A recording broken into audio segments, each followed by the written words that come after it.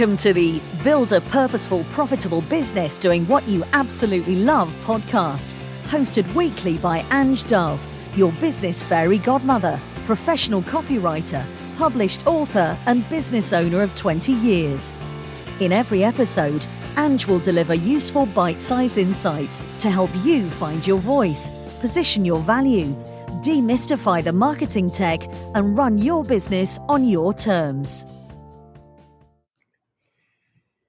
Okay, welcome to episode 10, and today I have a wonderful guest with me, and that's Effie Moss. She runs a marketing agency in the UK that specialises in building communities and brand stories for businesses globally. So Effie, welcome to the program. I'm so excited to have you on. Thank you for having me. It's great to be here.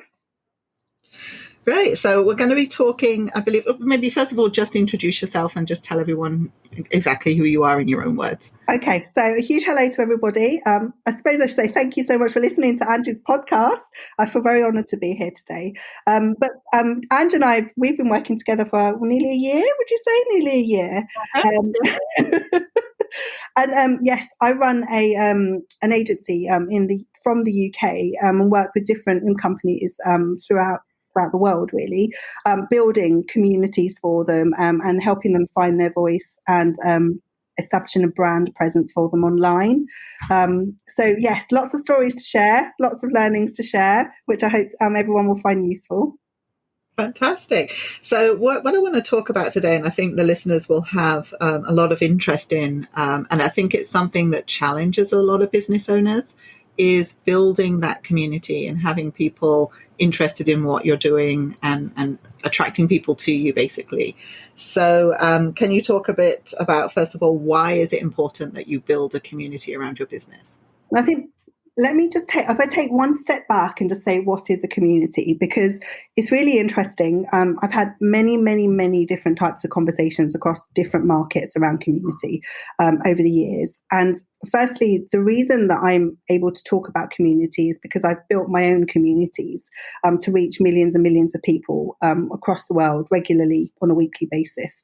And through that, as you know, the different platforms have grown up, as our algorithms have changed, as the way that we've learned how to engage online, it has formed this concept of community. And I always say the community is a very unsexy word, but it means so much. And basically, in my mind, when I talk about community, it's the connection between all of the different touch points across your business. So it's not just a Facebook page or an Instagram account. It's not just TikTok, YouTube, podcasts, all these wonderful things. Community is the very thin golden thread that connects all of those parts together for your business. It includes your website. It includes the calls that you make. It's how you represent your business, your brand, your voice, and how you take your customers on that journey to understand who you are, what you do, and why you do it. So it's fascinating because normally the first point of contact I have is, I want to build a big Facebook page. I want to build a big Instagram account. And my instant reaction to that is why? What do you want to achieve by building a community? Now, I always talk about placing community at the heart of a marketing strategy because I think actually it contributes massively in terms of growing your business as well, finding your own voice and the message that you want to share, connecting with your audience and really listening to what they want from you. So no matter if you're a product business, service business, whether you're B2B, B2C, the principles are still all very much the same.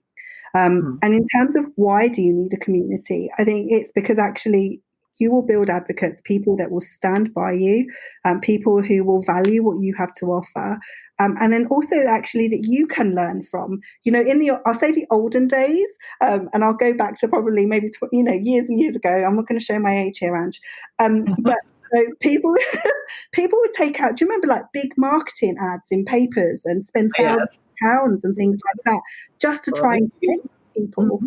And we've got wonderful tools and this wonderful way now of connecting with our audience and trying to figure out what they want from us.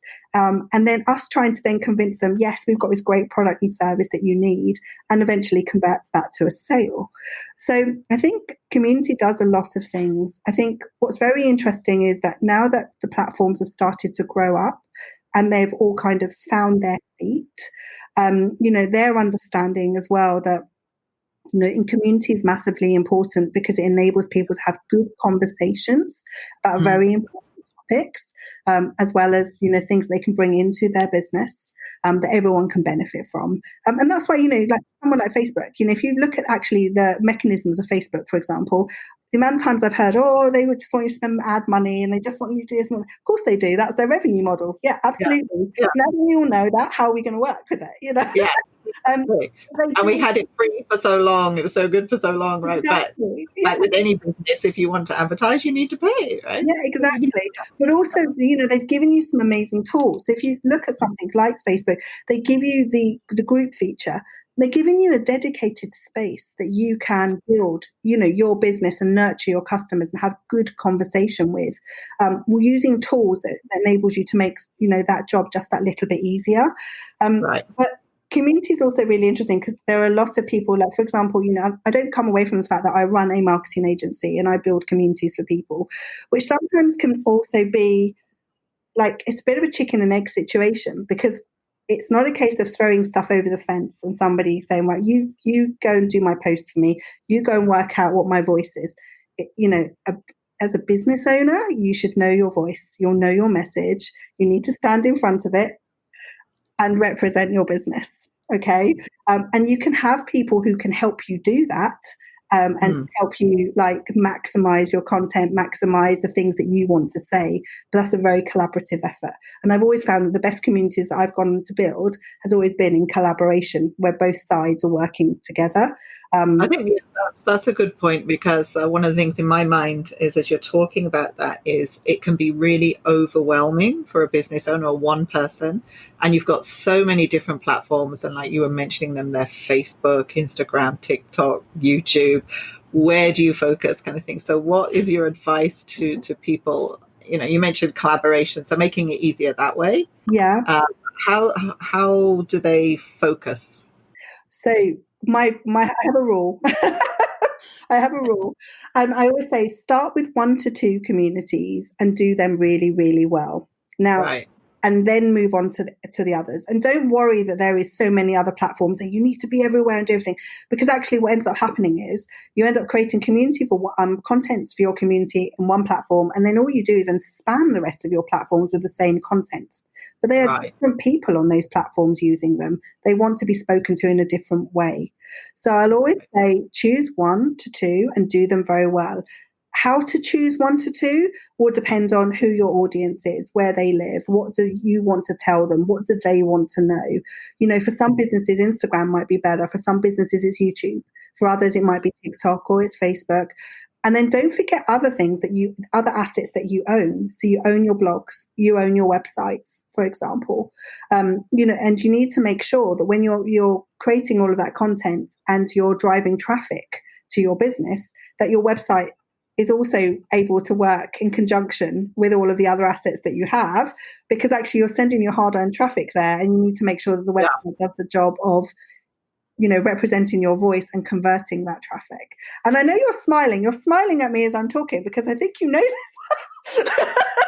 I think we're thinking about this. And it's down to, like I said, community can be a very unsexy thing. It's not going to be sparkly magpie effects, right? Yeah. It's a place where if you can actually put a lot of your effort into and get it right, it will see you through for years to come. And those people support you as you continue to grow and nurture your business. If you pivot, they will still be there to support you, because it's very much around taking people on a journey, and then making sure that you talk with them, not at them. And that's another interesting thing, is that when people create content, a lot of it's me.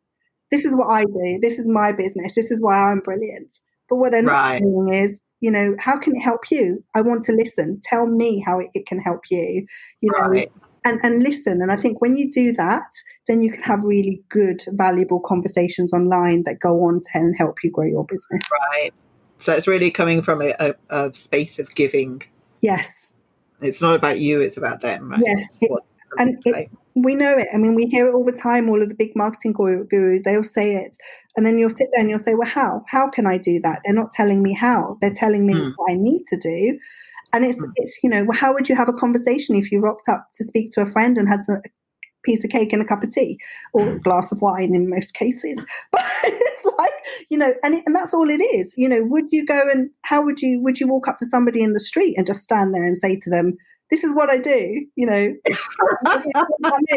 You wouldn't, would you? And it's the exact same principle, but you're just doing it online, and we just need to remember. Yeah, and I think with this COVID situation where people are locked in their houses now and they've got no choice but to go online, I think now people are finding their feet online and being a bit more comfortable, or a lot more comfortable with communicating that way. Yeah, it's an art. It's an art, and also it takes practice, right? And it is, and community is wonderful because I think it actually humanizes it. It helps you to humanize your brand and your story. Right. You know, and there's all these principles that we talk around when we're building community. And I'll name a couple here, just to hopefully it will help some people who are listening. But one is trust. Your content needs to build trust, and then what I'm saying isn't science, like magic, you know. It's when you listen, you kind of go, oh yeah, that makes sense, you know. But they're very common sense type principles. So the first one is trust. You need to establish trust. One is relatability. So there is no point if you run a cake shop. Let's use cake, my favorite analogy. If you run a cake shop, you're not going to necessarily be attracting somebody who, you know, and maybe just wants to buy a motorbike. You know, there has to be some synergy between kind of your community and the purpose of it, right? So relatability, why would they relate to you? And it's focusing basically on the people that will buy from you, and you know, you're not going to get everybody, right? Yeah, exactly. It's not you be something to everybody, and that's why I say choose 1 to 2 communities and do them well before you start branching out. The other one is authenticity. This is a word that's bandied around an awful lot, and people think, oh, that must mean that I need to then, you know, track a diary every single day publicly of what I do in my life because I'm being authentic. No, it doesn't mean that. It means that if you're building a purposeful business, if you're building something, and a lot of us are now building purposeful businesses, trying to fix a problem in the world that they feel that they can, you know, share that story. Why? Why does it resonate with you? Because I promise you, if it resonates with you, it will resonate with them. And this is why when I was talking about throwing content over the fence and asking people to be a social media manager for you, it works best in collaboration because you want to get that authenticity across. And it's not my voice, it should always be your voice or their voice, for example. Right. So they've got to be willing to invest the time in putting that stuff out that they're communicating personally. Yeah. Okay. And there are very clever ways of doing that, which we can talk about. That's fine. But, you know, and so if I just talk about those 3 principles alone, there's actually 6, but those 3 principles alone, you know, that's if you can use those as a foundational step when you're building a community, then, you know, you're on your way there. There's other types of content that I talk about when you're creating content, because another common one is, I haven't got time to write content. I haven't got time to show up every single day. And it's like, oh, well, okay, if you haven't got time to show up and speak to your customers, how are you going to then attract them into your business to be able to buy your product or service? Right. It's all very well spending your time building these wonderful products and services. And believe me, I've been there, I've done it, you know, but building those relationships will be far more beneficial for you as you continue to develop those products and services. If that means going a little bit slower, then that's maybe what you have to do.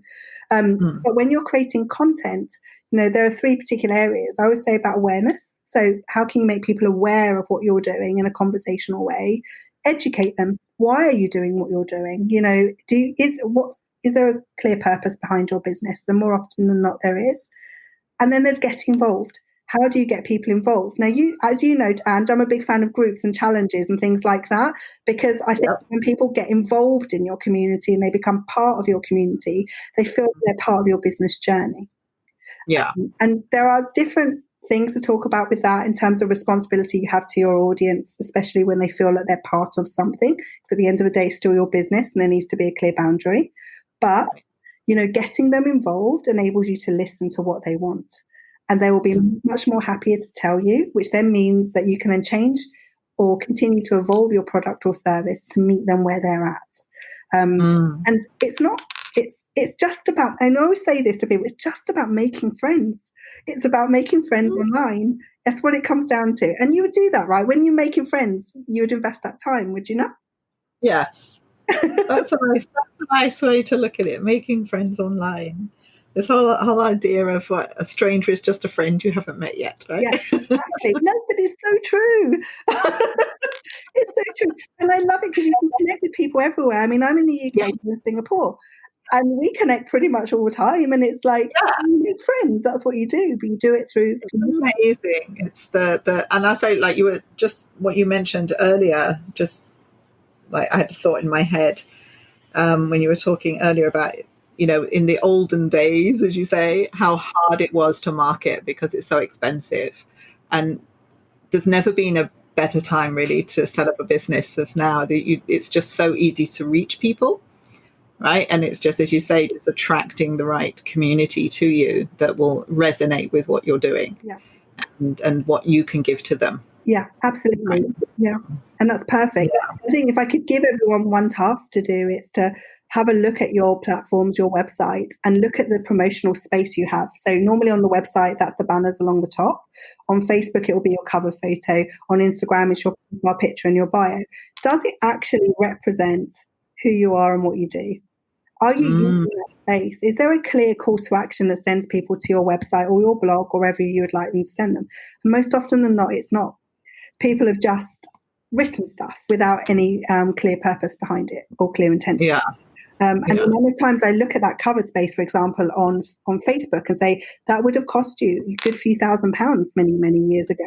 And now you get it free and you've got a picture of a car up there. So someone comes to your website and looks at it and goes, what is it that you do? Because you've decided to have a quirky name for your business. What's the picture of a car going to do in terms of building that connection and establishing that trust? You do that not just through your voice, but you do it through the images that you post. You do it through the content that you create. You do it through the branding that you use. There are all these elements that you use within your business. And that's why at the beginning when I was talking about this, I said, it's the touch points across all of your business. It's about all those parts working together and taking your customer. Telling that story, basically. Yeah. To help them understand who you are, what you do, and why you do it. Yeah. Okay. That's it. So focusing on a few platforms at a time and getting really good and building a strong community on one platform, but one or two platforms, right? So how do you know when it's working? How do you know that you've kind of got there? So I always I don't tend to look at follower numbers. I tend to look at reach and engagement numbers. So reach engagement numbers will always tell me how far my content has traveled. And then I can tell whether people are actually interacting with my content. And that's how you're going to tell. Ultimately, you'll tell because they're buying from you. That's your ultimate end. That's the end game, isn't it? But sometimes they're not ready to buy from you at that point, but they will happily contribute to your community and they will happily talk to other people in your community. The reason I say don't concentrate on follower numbers is because I actually look after a community at the moment. It's a B2B industry. They have got a very small following, but it's very hot. And what do I mean by that? I mean that their community members are active all the time. They're advocates for the brand and the business, and they will happily buy anything that's put out. And that's done by nurturing a very small community. Now, on the other end of that scale, personally, I have a very big community, as you know. And, I know that reach figure can sometimes go into, I'm fortunate enough that having had it for a long time, it's quite large numbers. So the reach number can go into like 3, 4, 5 million sometimes a week. Right. Okay. And that's a big number to manage, right, and monitor. But I can tell from that number the percentage of people that are then interacting with my posts, interacting with my group. I always notice if I put up salesy type posts, people tend to kind of sort of like back away from it. She's selling at me.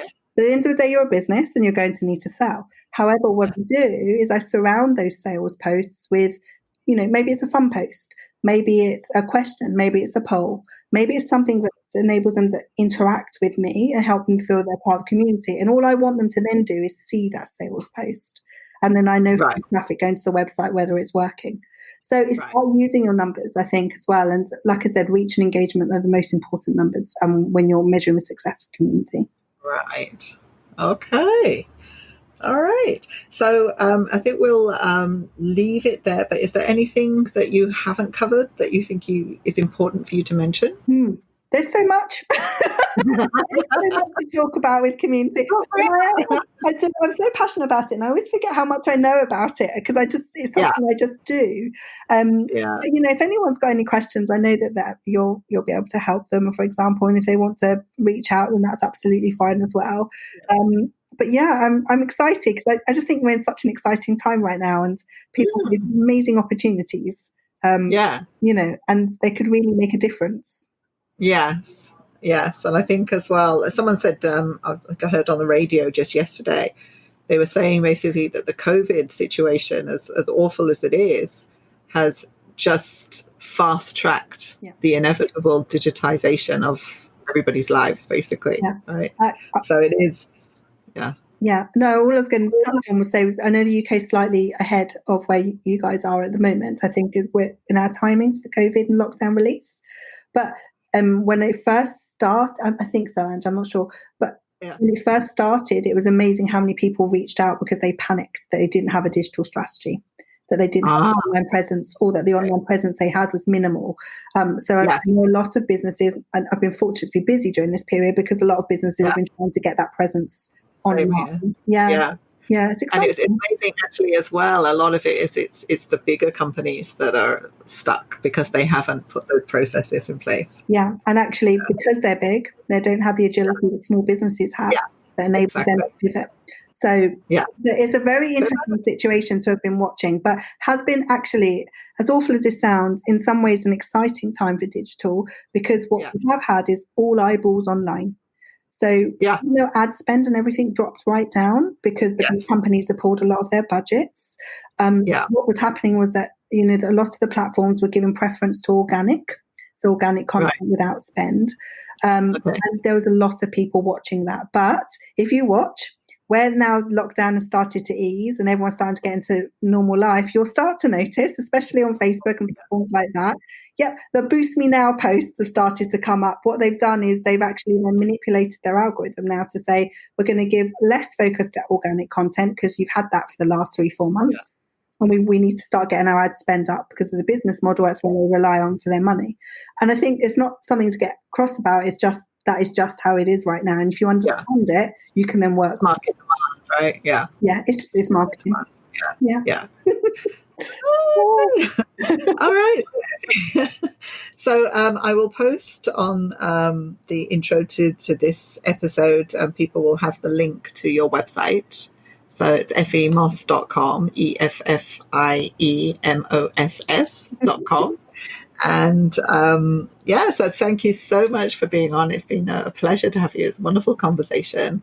And I think people are in great hands with you. Oh, thank you. That's very kind of you. It's been a real pleasure. I've enjoyed it. Thanks for inviting me. Yeah, thank you, Effie. Okay.